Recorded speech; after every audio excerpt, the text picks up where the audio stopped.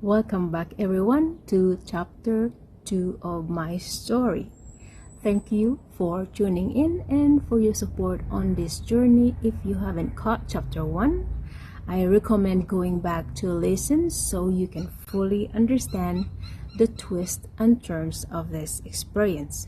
Now let's dive into chapter 2, a chapter of fear, confusion, and unsettling contrast. It all started one night with a discovery that seemed so minor.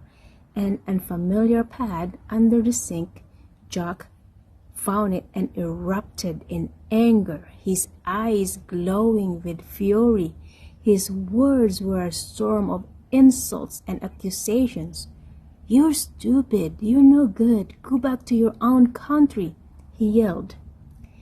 Now imagine hearing those words from someone who promised to love and protect you. His voice was sharp, cutting through the air like a blade, leaving me trembling and evil to look him in the eye.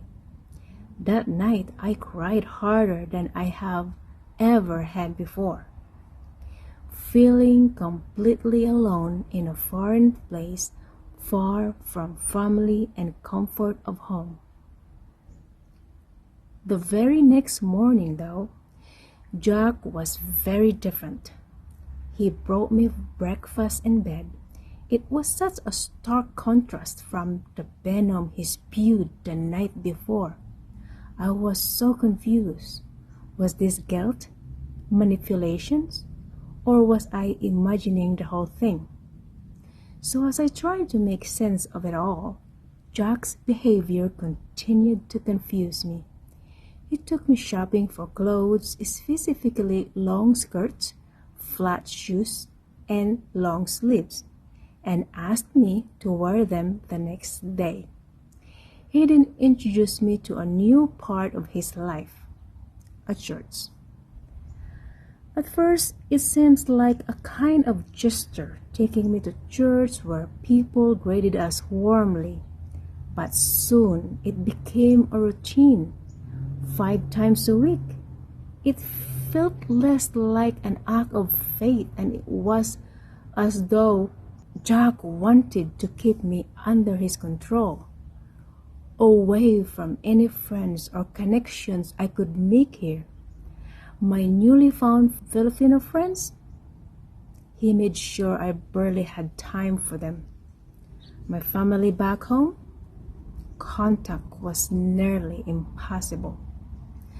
So 5 months into this marriage, I already felt the walls closing in.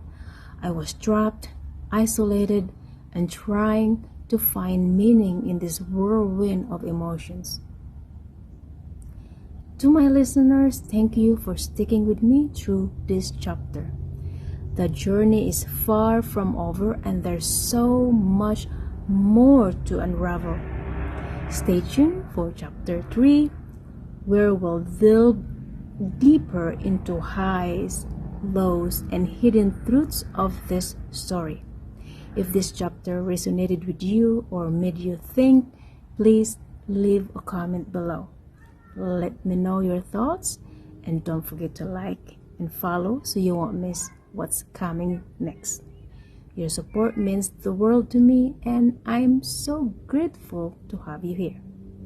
Until next time, take care, and remember, every story has its turning point. Stay tuned to find out where this one leads. Bye-bye for now.